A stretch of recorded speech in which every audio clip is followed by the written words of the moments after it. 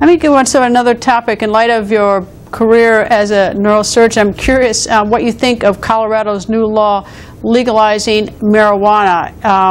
Where do you fall on this side of the discussion?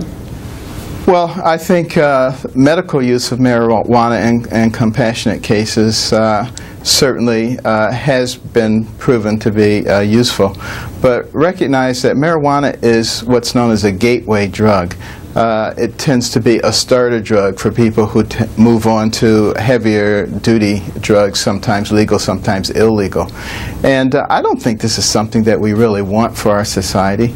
You know, we're gradually just removing all the barriers to hedonistic activity.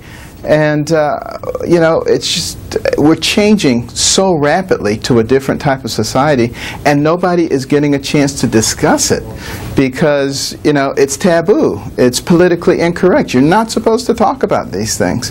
How do you balance it, though? Let me say, how do you balance it? I mean, some people would say, you know, it's freedom of choice. You know, it's like, you know, it's a government saying you can't have marijuana, you know, versus, I mean, I understand the hedonist aspect and maybe even the blunted motivation if you're getting high all the time. But, I mean, what about the whole issue of your rights?